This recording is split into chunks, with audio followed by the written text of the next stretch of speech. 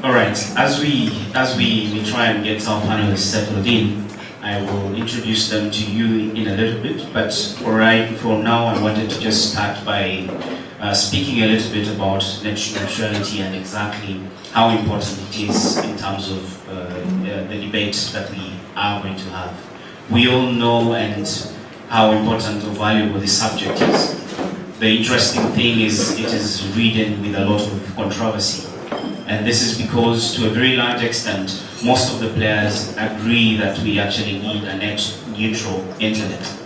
But then again, when we come down to talking about how exactly we're going to go about advancing a neutral internet, this is where there seems to be a divide. Everyone thinks at a core definition at a book level, yes, but when we come to the actual implementation, things begin to get a bit interesting.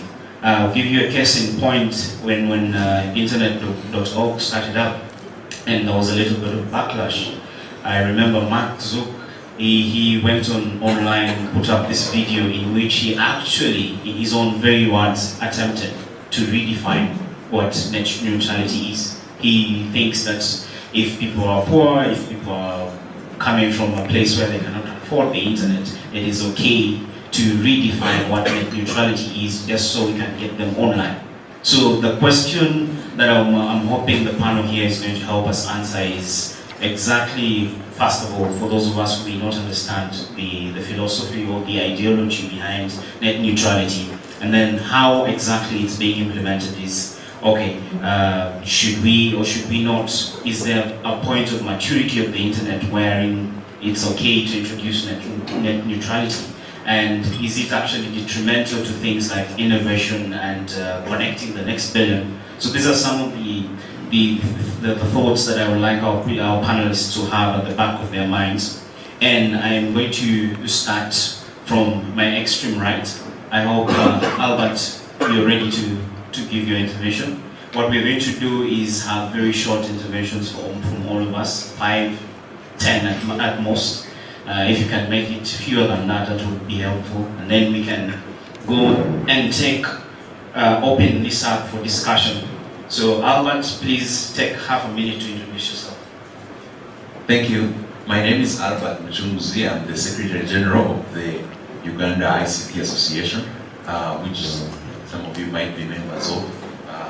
And I'm pleased to be here. Also very pleased to be talking about a subject which of late I've picked a lot of interest in, the subject of net neutrality, because of a number of factors which I'm going to allude to in a bit. So just to introduce the core of net neutrality. By design, the internet is supposed to be free and anyone is supposed to be able to connect to anyone else without without having any challenges or any. Some services are not supposed to be given preference over others. That's the design. That's how it's supposed to be. But the trend that is coming is where you find big players in the industry requiring or buying their way into getting preferential treatment. For example, the Internet.org project that Douglas was referring to is a project that Facebook started and referred to as one Internet.org.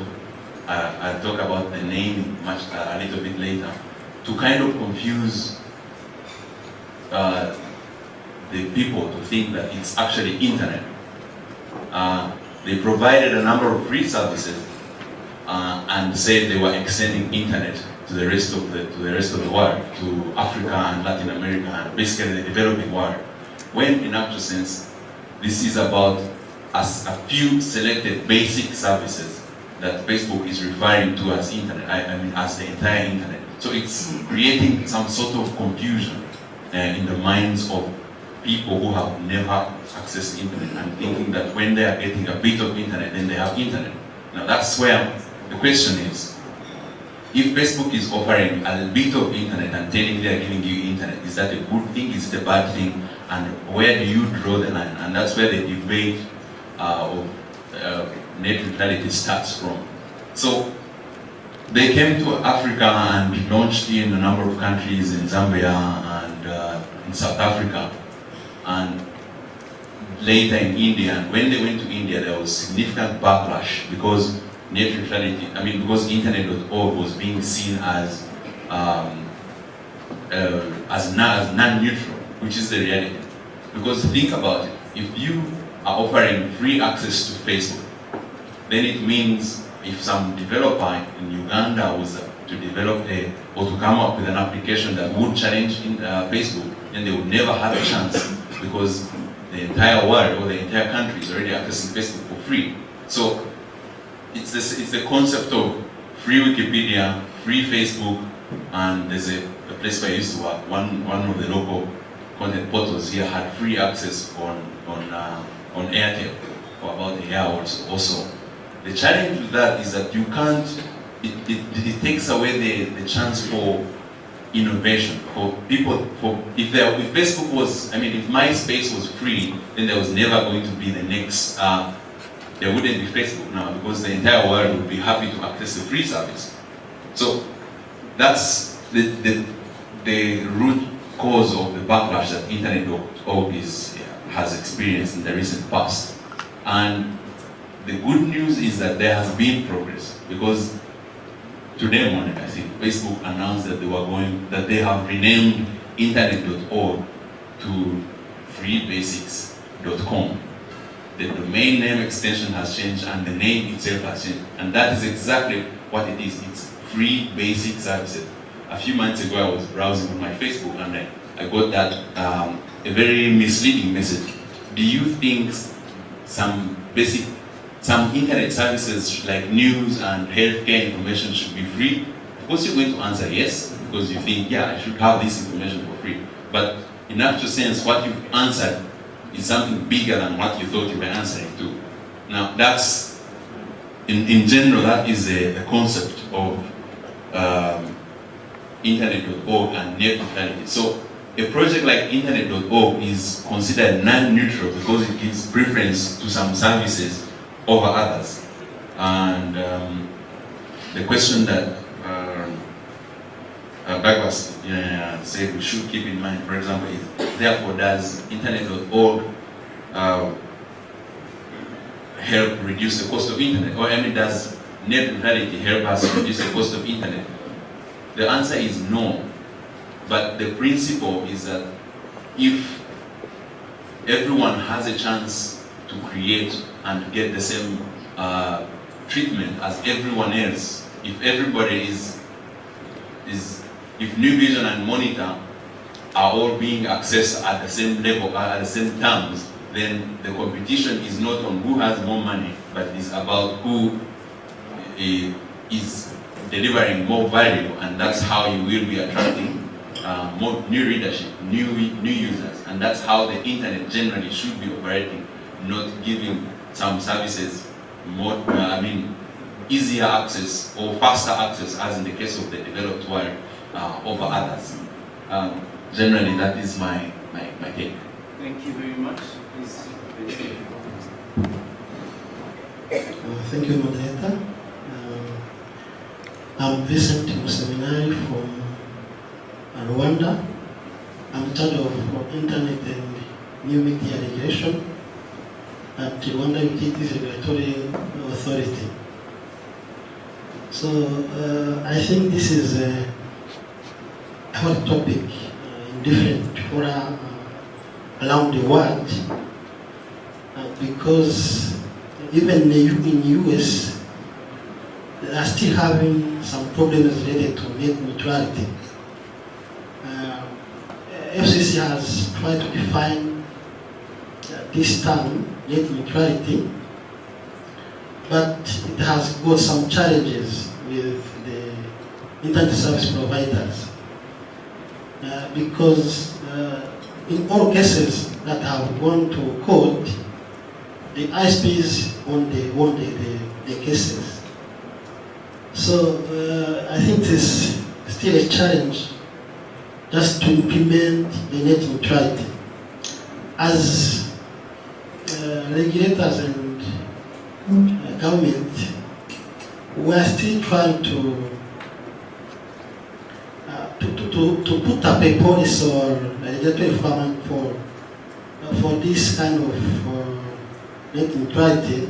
But in East Africa, I can say we are not yet implementing this net neutrality, because you can see in so many ISPs, they are still applying some principles that are not complying with net neutrality.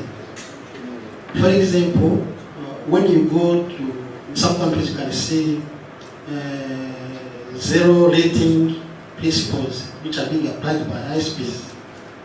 Zero rating principles are not in line with this net neutrality, because we are not allowing people just to get access to the content.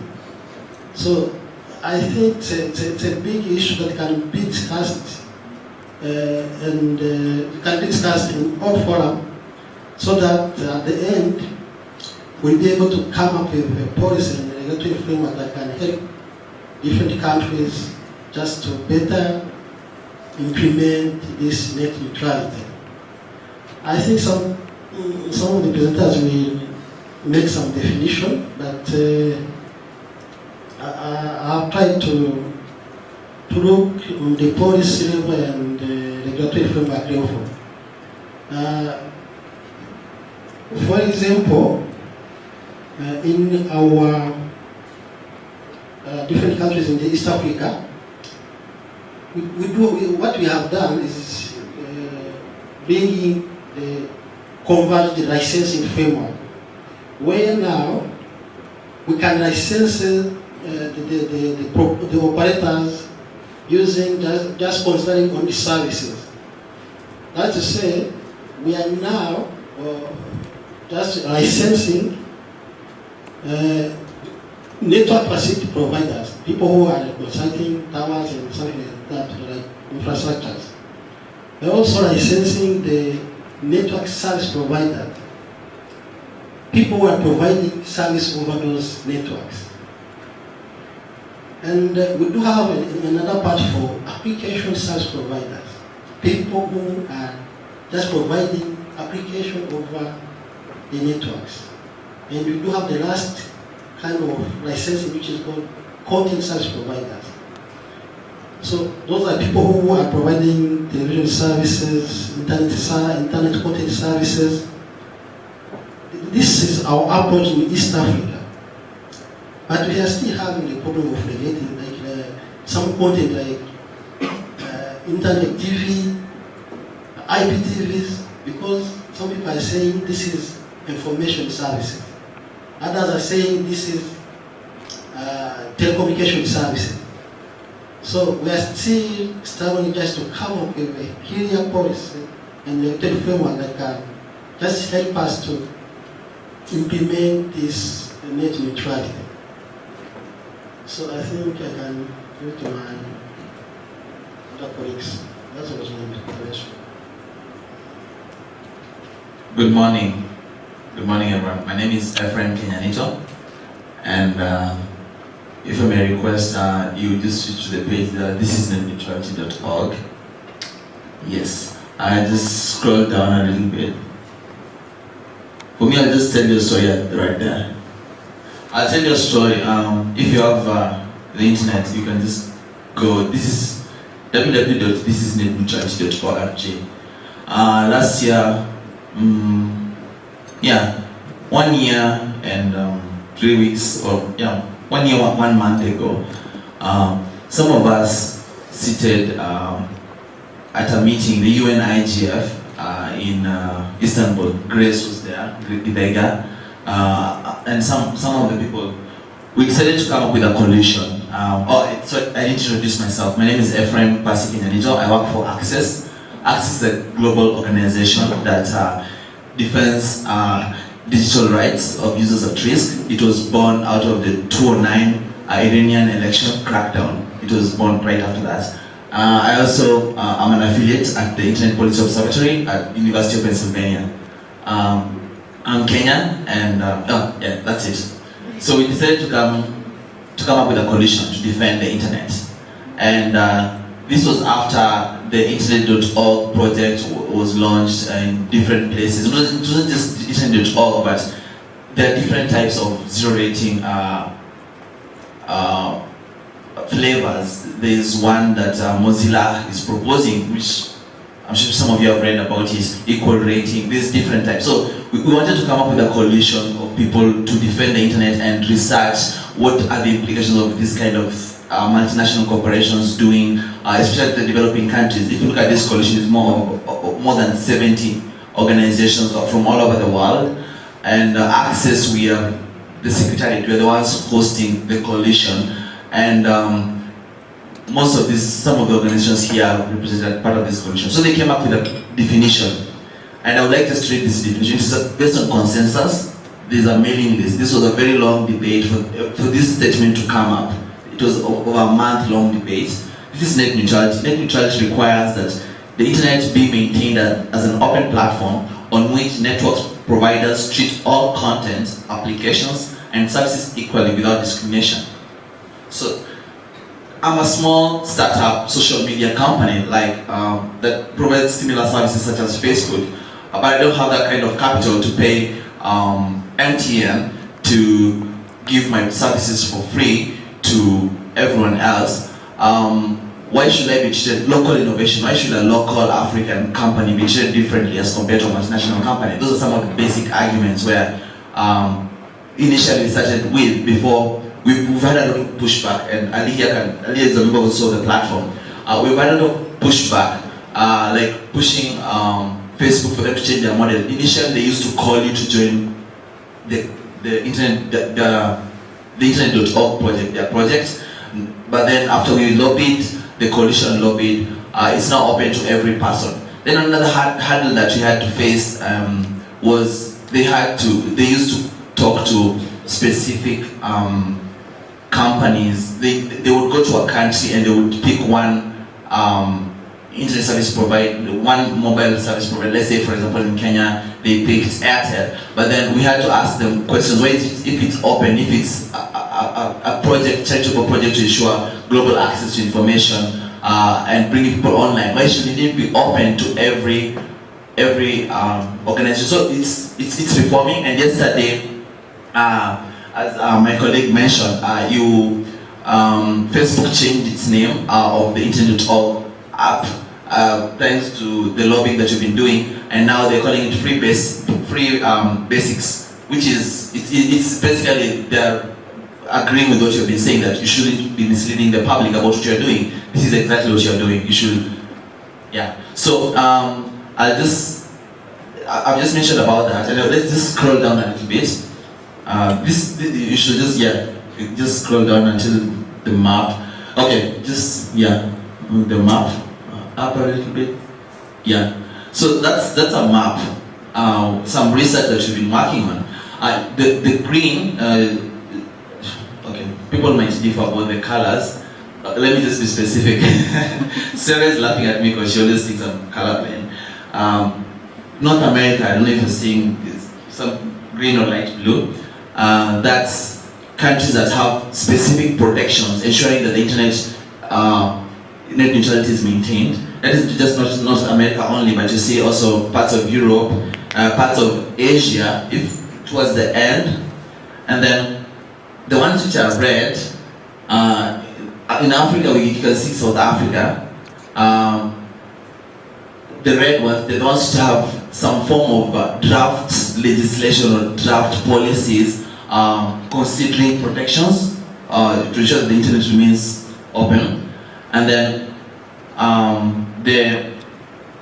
the yellow, Russia, China, some parts of the Far East, you can see that they don't have, this one is clear, they don't have protections. Then the black one is, most of Africa is in the dark, as you can see, is where there haven't been serious discussions. We cannot say that this is where they stand, whether they have protections or whether they don't have. So you can see in Africa, it's only South Africa that has had this serious discussion, and research is still pending. In case you're interested to work on this project with us, just feel free to reach out to me about it.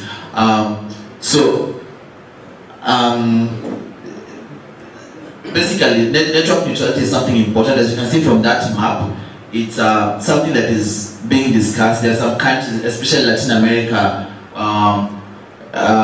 Chile, for example. I like using the Chile example. They have specific provisions preventing deals such as those ones of zero rating. India, last month, they came up with some draft discussions which are still being discussed, stating about the transparency of these deals. For example, the Facebook, we wrote an open letter, the coalition, we wrote an open letter to Facebook. Some of our challenges with this kind of violations of net neutrality is for them to come up with this kind of arrangements. There is deep packet inspection, DPI, and the problem with this kind of DPI is it opens you up, for example, to surveillance, to, like, the network isn't that secure, and that was a big problem that we had with Facebook, with the internet.org. In July, Facebook was in Kenya for the GS Summit, and they organized a side event, I had a chance to be there. I don't know why I was there, because I was the only civil society person there. I was there, okay, I said I was at academia, but it was mostly a corporate. They were meeting press people and companies. I was invited. I just said I'm going to listen in and just sit down and ask them questions. So I asked them a question: have they sorted out their security issues? And they think it's still something they're working on. For you to use the free Facebook or those free services that you have on your phone, it's not secure. Like, for example, if you're a journalist, you're contacting informants through that kind of the free platform, you have a chance of someone surveilling over your network, or the issue of freedom of expression. Like, those are some of the issues we talked about. Like, Facebook or these companies, these big multinational companies, have acted as gatekeepers of this. On security, let me just read this statement for those who are engineers. You're going to get this. The current implementation of internet.org threatens the security of the users. On May 4th, they did some updates. That was after the letter. I'm almost done. Which prohibits the use of TLS, transport layer security, SSL or HTTPS encryption. So your data goes over which is not encrypted. Those are some of the issues which we had a problem with, and that's why we are here to defend the internet as it is. And just to mention, we are organizing a main session during this year's IGF meeting in Brazil to talk about this, and we're still accepting people. If you have ideas, you want to be part of the speakers, I'm part of the organizers, me and two other people. It's a main session organized by the MAG, the Multi-Stakeholder Advisory Group. So in case you're interested, feel free to reach out to me also on that, apart from the research. Thank you.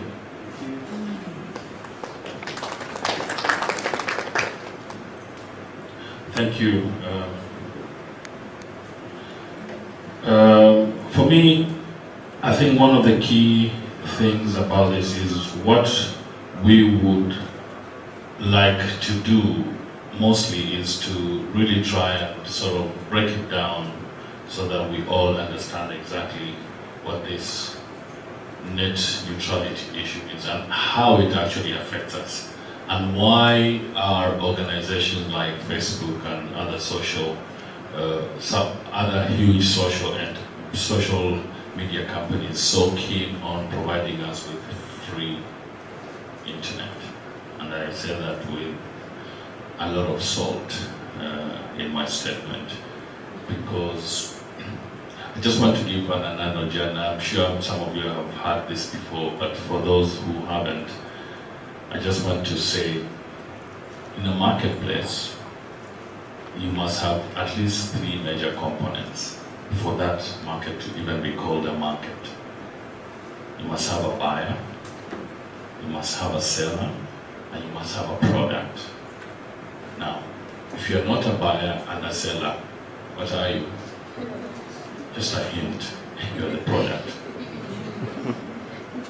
Okay, so let's put that into perspective, and let's sort of try and understand why we seem in Africa not to really care about what net neutrality is all about, and why is it that very few of us are actually even engaged in that discussion, as that map actually shows. So, on one hand, you have a world population of 7 billion plus. On the other hand, less than 50% of that world population has access to the internet. Add on to that, 50% of those who even have access can't even afford it on a regular basis. So this issue about the ubiquity of the internet is still just talk for a lot of people. I think in the morning we had Brian talk to us about what that really means. So how does this affect us? I think we need to break it down to that level for us to start understanding the enormity of what is happening. So today in Africa, you've got all sorts of hubs and meeting places. Excuse me. You have hubs, you have iHub in Nairobi, you have NILAB, you've got, I don't know what in Lagos, they're mushrooming left, right, and center.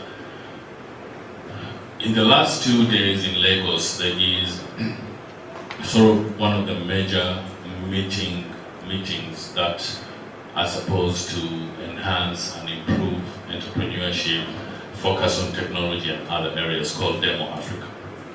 So let's put that into perspective, as my brother here on my right actually said, talked a bit about that. If you have Facebook giving us, and Google, by the way, it's not only Facebook, it's also Google, it's also other, giving us so-called free internet. There was even a story a few weeks ago that was going around WhatsApp with a link that you can't use WhatsApp without the internet. I'm like, really? You mean there's another network that can give you connectivity that is not called the internet?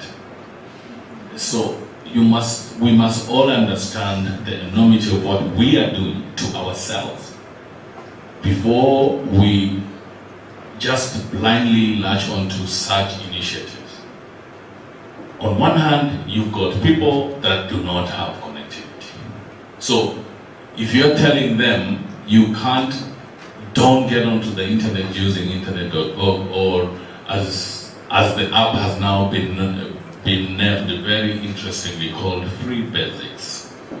Free Basics. It's now called Free Basics. So imagine what we are doing to ourselves as a continent. We are literally cutting off the legs of all these startups that are supposed to find their way and their legs onto this huge thing called the World Wide Web. Because you're not going to find them. I mean, there was a discussion online yesterday about local content and how local content is not interesting enough for people, for local people. We would prefer, foreign content and all that. I think this is all smokes and mirrors. Ultimately, what we need in our region is to redefine this net neutrality thing. What does it mean to us? Because I can assure you, where we are sitting here, our particular issues are not the same as somebody sitting in Canada or the US or Europe. We don't have the same sort of, I'm trying to look for the right word here. We don't have the same imperatives.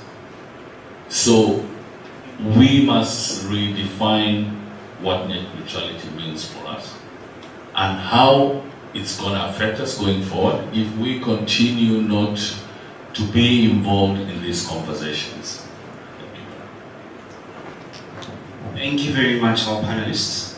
I sadly have noted that all of us seem to be proponents of net neutrality in the same. We have a very consistent definition of what net neutrality is, and we all would like to maintain the internet as a neutral place.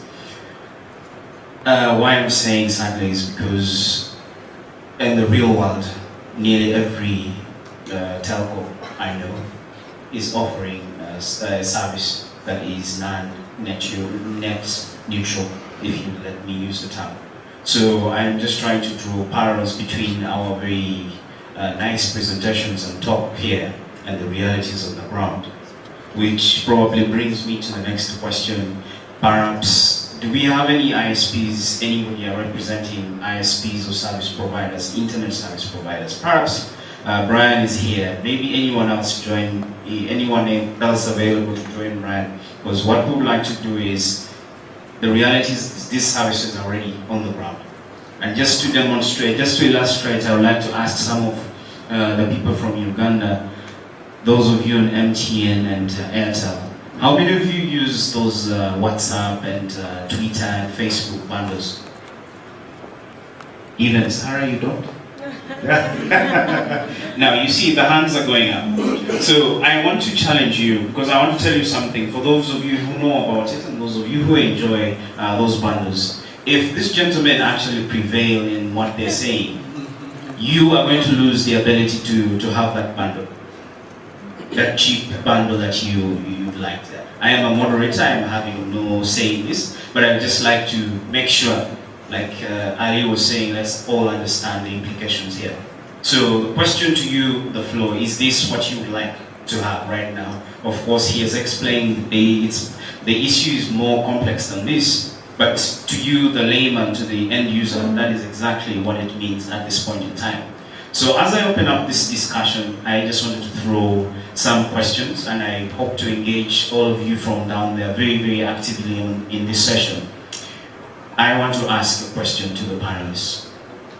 Given our level of development as a continent in terms of our internet, is net neutrality a germane subject at this point in time, or should we be looking at it as something that we would like to shelve and instead promote access and affordability of internet, which these guys seem to be, our ISPs seem to be promoting?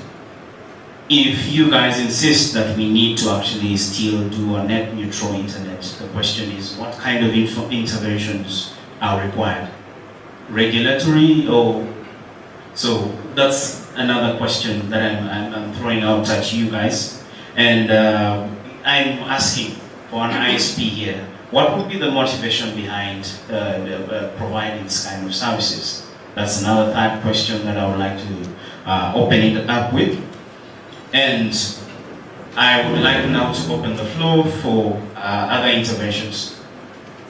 Please, the gentleman, if you'd be kind enough to introduce yourself, that would be welcome. Hi, my name is Diarmuid O'Brien. I'm the former CTO of an internet service provider in Ireland. And I'm just in Kampala 2 weeks, so I'm not involved with any organisation, barring Makerere University at the moment in Uganda. But just on this, looking at it from a European perspective, let's say, in the way I would have seen it as a CTO in an Irish ISP, the kind of bundles you're talking about, where you just get Facebook and WhatsApp and LinkedIn or whatever, it's akin to the horse at the wall at Troy. If you open the door and let that horse in, and close the door, the problem is that the internet will just start to fragment, and you'll end up with these, one bundle allowing you this, one bundle allowing you that. And what happens is that the internet loses its identity as being what it's meant to be, which is something that allows people to access information or to access services, or to offer services and offer it. So for example, if a Ugandan business decides to set up an online mechanism for selling some service, I don't know what it is, anything, then they're denied access to the customers that, these providers who have the Facebook, WhatsApp and LinkedIn and maybe, Wikipedia or whatever. They're denied access to those people. And the internet's supposed to be that leveler, that equaler that allows, you know, as somebody mentioned here about product and about seller and the buyer. The seller and the buyers are now not allowed to match up on the internet anymore if the buyers are being restricted in what they can actually access. So my vision on that is that if you allow the bundles to continue and that to happen, you're basically allowing the horse into Troy, and we all know what happened to Troy after the horse got in. All right, thank you very much. I see that the position he's taking is consistent with the position this gentleman on the panel have taken. Before I take any other questions, I would like to get a balanced view. Is there anyone who holds a divergent view from the ones represented by this gentleman and that gentleman over there? No? All right. This one here. Yes. All right. Ali. Sorry, first I just want to make a comment to what Ambrose said. Ambrose, my good brother, where in the world did you hear there are free things? There's nothing for free. Absolutely nothing for free. I've just said, you know, in a marketplace, if you're not the product, the buyer, if you're not the buyer or the seller, you are the product. Look, the issue about ISPs who do this get paid by Google and whoever else. For me, I would like to see the fact that if they're so good that they want to give us a free internet, let it be open. Let it be absolutely open to others. In actual fact, there is a new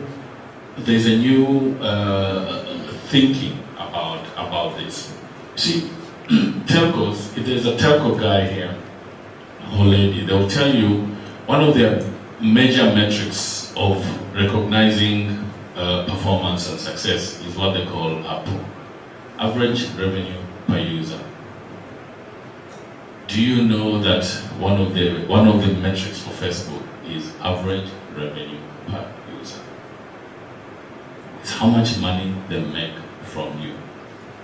When you walk out of the house and you're upset with your boyfriend or your girlfriend and you just updated relationship, it's complicated. That goes into their big data platform. They want to sell a product or a service, or one of their partner advertisers want to sell a product or a service to guys who have upset their girlfriends in Kampala or in Nairobi between age 20 to 30. Guess what? Facebook has that information. So, in fact, they're selling your data. So, in fact, can we have a discussion with Facebook? How much is that data of mine worth to you? Let's have that discussion. Thank you very much, Ali. The name is Douglas Onyango.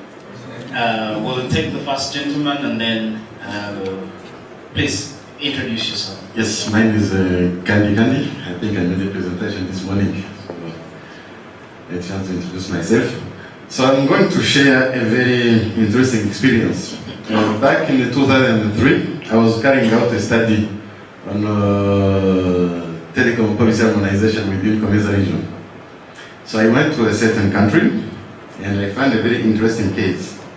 There was this company who submitted an application for a license for a satellite digital TV.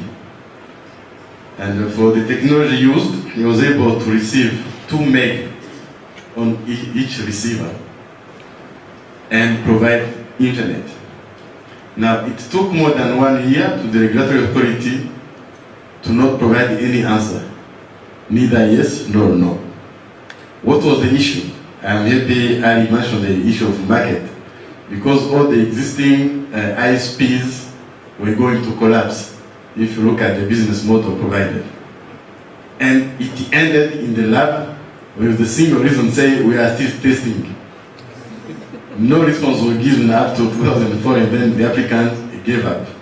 So it was just something to add some food for this technology neutrality.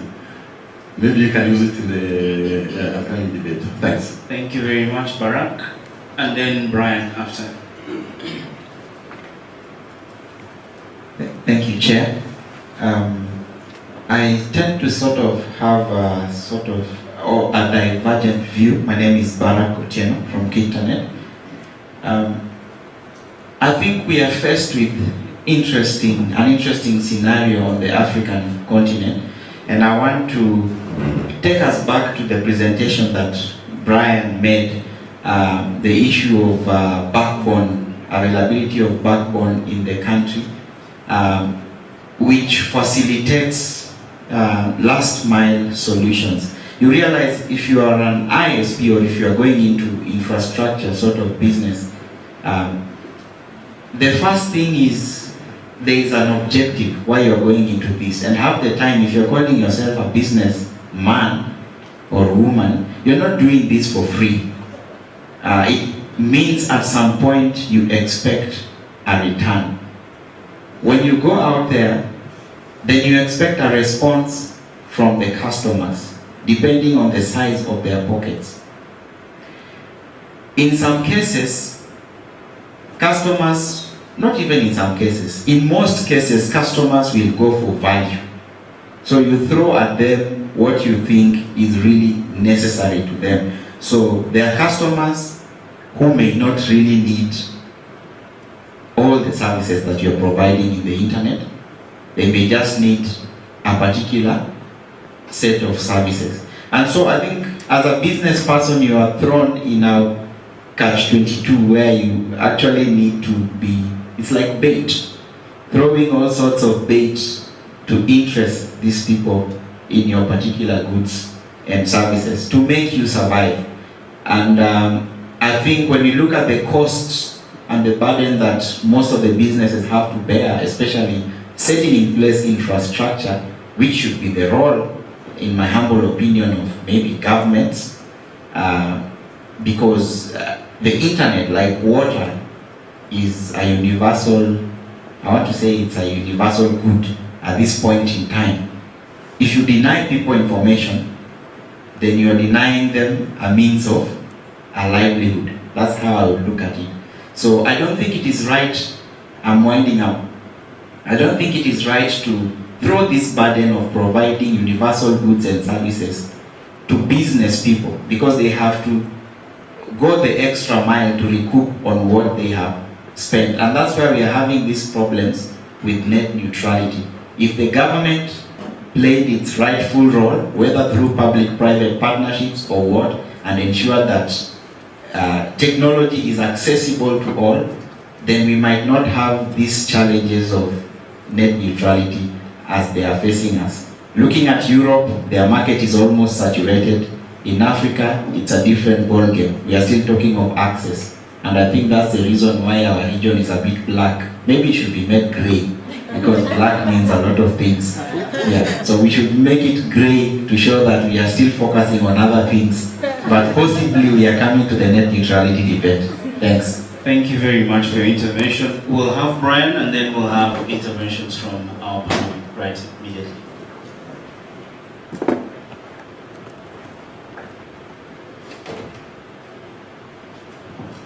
Thanks, guys.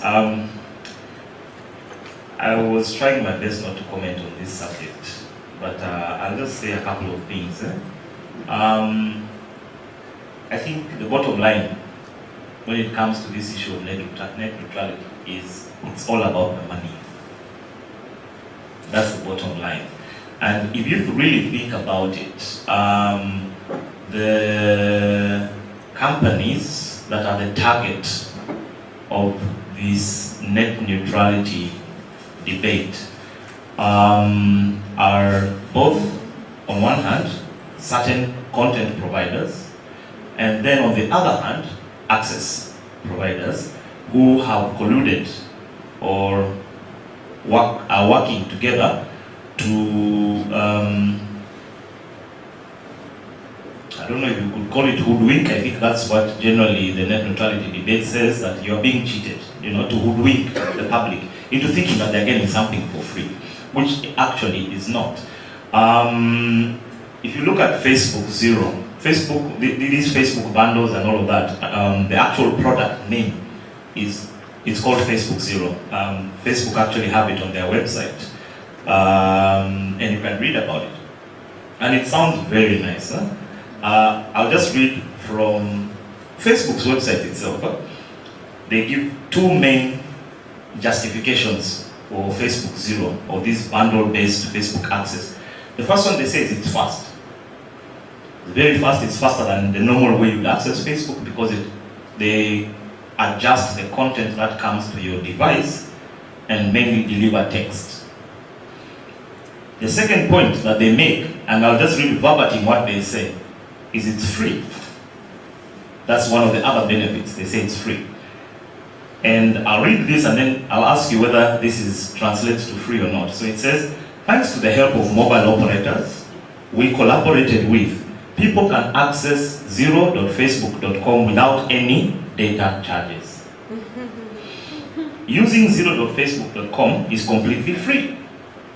People will only pay for data charges when they view photos or when they leave zero.facebook.com to browse other mobile sites.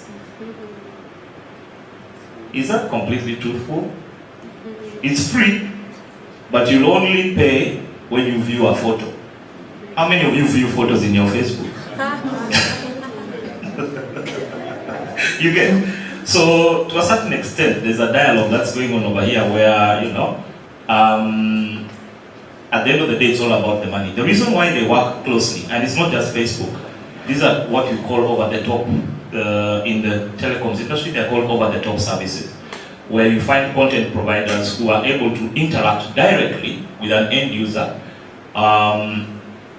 using or through the medium of a network operator, and the end user is only paying for the service that they're getting from that particular over-the-top or content provider.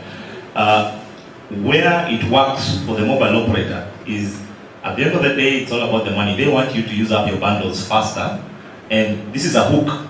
So you get dragged in, you open your Facebook on Facebook Zero, you see a nice sort of looking picture. The moment you click on it to open it up wider, because it shows you a very small sort of image. Yeah?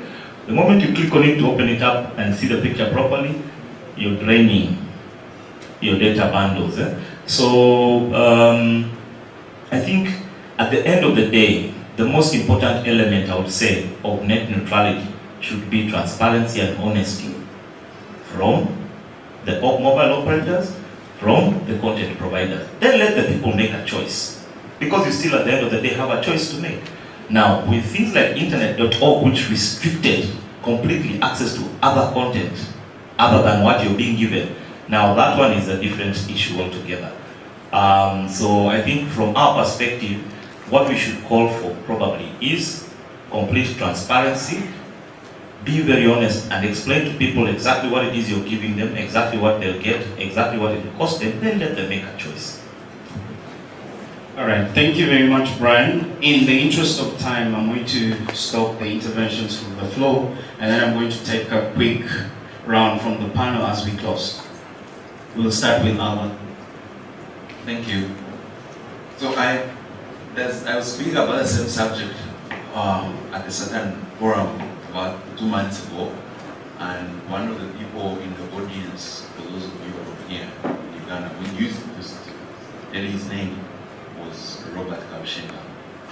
And when the debate was going on, at some point he tapped his hand and said, "But excuse me, we are trying to get people to have some access to internet. We're trying to connect everybody. How can you say that's a bad thing?" And from that side of the stick, you realize, okay, this is a chance for people to get some sort of connectivity, and that's what everybody wants for the next billion to be connected. The question that we on this panel are asking is, what's the price that we're going to pay, directly or indirectly, to have this billion connected? So, looking at both sides, my take is that from the African continent, we may not necessarily kick out some of these services, but we need to start the discussion and see to what extent can we allow this discrimination or this sort of how can we allow the non-neutral content to keep filtering through our devices? Because we definitely will not remove free Wikipedia, we definitely will not remove free Facebook right now. But then we need to start the conversation and see where do we draw the line, and at what point are we going to therefore say, okay, enough is enough of free Facebook, let all content, let's remove the WTF bundles that are being offered by our telcos, and we let everybody pay for what they want to use. You know, so urgently is we need to start the discussion on net neutrality and realize that we need to give a fair playing environment for all our innovators and all our application developers and content creators. Thank you.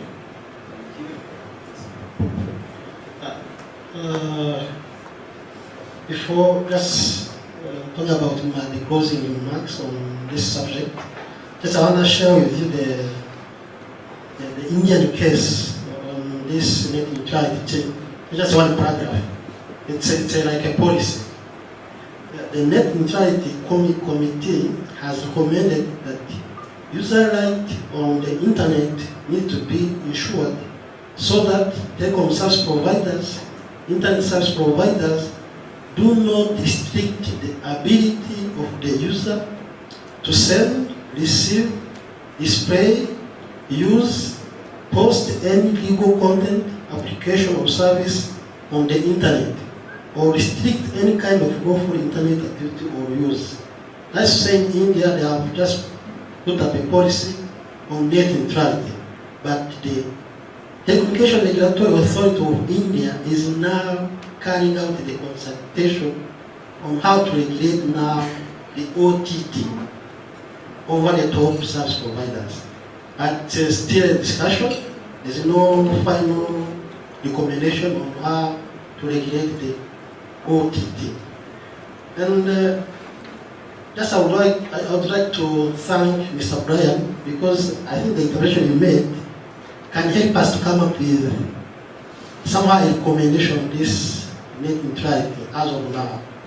Because if we manage to inform the people, the client, if we manage to give the client all the information required, it can help us to try to start to implement this net neutrality. Normally, I can say that we will be having net neutrality at that time, but at least we can give them the information needed so that they can make their own decision, having all required prerequisite. So I think this is my intervention on this topic. Thank you. I'm going to be short. I'm going to state something that Bill Gates, Microsoft. So it's not just an issue of civil society or academia researchers versus corporate organizations. Bill Gates himself, Mozilla, these are big corporations which have come out against this kind of deals. Bill Gates says it's a weird form of price discrimination. And this year, during the Mobile World Congress in Barcelona, Spain, Mark Zuckerberg was addressing the people there, and something he mentioned, it was about the kind of profits which have been able to be made out of this kind of deals.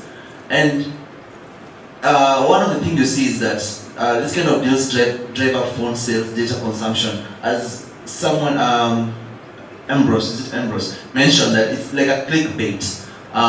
So you think you're getting free internet, but the moment you click on that video, click on that, and someone, as Brian was talking about, in some places in Kenya, for example, it's at that level whereby you decide in the morning, should I have breakfast, this 20 shillings, should I buy half a loaf of bread, or should I buy data?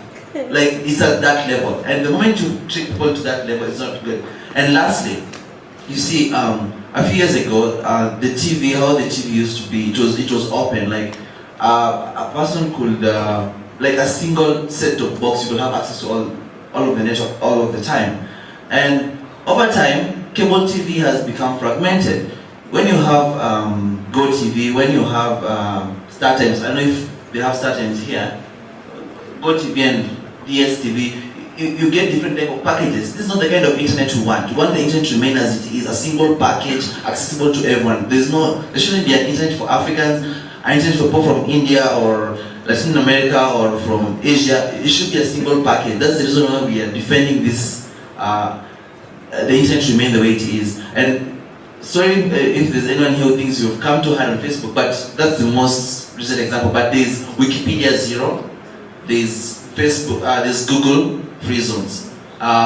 So those are some kind of arrangements. So I mentioned earlier the different flavors of zero rating or a form of violation of net neutrality. So thank you very much. For me, I have 2-3 comments and recommendations for this IGF. I think one of the biggest problems and one of the things that I strongly feel that our governments and regulation has failed is to actually have a position on net neutrality. I really want to challenge all of us and the government officials in this forum today to have a strong position. Now, that position may not necessarily be something that we like, but let's have a position. Why is it that we are the only ones across the world, Africa region, that does not have a position on net neutrality? This must change, and it must change today. So that is my recommendation. Let's put our heads together. Let's put a position paper on net neutrality and let's present it to the East African community. That's one. The other thing that we must do as a policy is, I disagree about unfair advantage in one sense, because the unfair advantage is coming from a point of view that the big boys and girls have the resources to do what they're doing. Because you can imagine the amount of money that is being spent on this. But that goes to the expense column. Let's give our content providers, our local content providers, our local startups an unfair advantage. Let us give them an unfair advantage. This has been known to work worldwide. Everyone else is doing it again but us. Look at Japan. How did their motor industry become a world beater? Unfair advantage. They never allowed a foreign vehicle to be imported into Japan for almost 50 years. And they said, we don't care what you say. You go up and down, you will not have your vehicles here. Period. China. Look at China. What is doing? China is forcing corporate America to come to the table. And they're telling them, for you to have access to the Chinese market, we want access to your intellectual capital. Barack Obama is sitting in his White House, but corporate America is telling him, dude, there are dollars there, but watch out to end it too. So let us have those policies. Let us stop this whining and blah blah blah. Africa is the frontier now. Why are we just allowing this to open up for everyone, and we don't have a view on this issue? My last issue is again on policy. You see, we won't even be having this discussion about free Facebook giving us free access if one of the cornerstones of our IT policy was actually working. Raise your hand, any one of the East African countries that has their universal access fund working properly. Raise your hand. Which country? How is it working? Please talk to me. Because maybe we need to hear.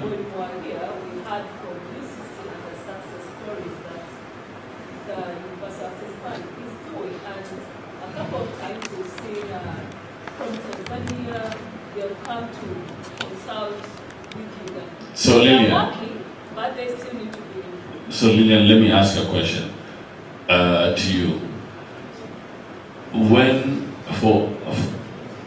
What is your internet penetration level from a bandwidth perspective in Uganda? Well, I don't have those details on me, but someone here in the room can. So I guess, so for Uganda, a glass half full as opposed to half empty. Well done. But if we had the first revision of the RCDF in Uganda was the money is here. Let people from the community. Yeah. The first edition was yes the money, and then UCC invited the government invited private sector come apply for these funds and take internet out there, and it didn't really work. So now government is actually the one implementing. Most of the activities that they talked about yesterday is government was implemented. It's not private. It's not private sector. Yeah. So in that respect, you know, it's the same problem we're having in Kenya, where it's not really effective in the sense that, you know, a private entity, you know, can go, maybe a private school can come and say, hey, we want to connect everybody in our village to the internet, and they go, they get the money, and they, you know, deploy it. There are some challenges in that respect. But in terms of actual mileage, I think that here in Uganda, they're much further ahead than the other countries in the region, because in our country, they're still stuck. The money is just accumulating and accumulating. Okay, thank you guys. I think I didn't want this to be a discussion on universal access, but my point is made.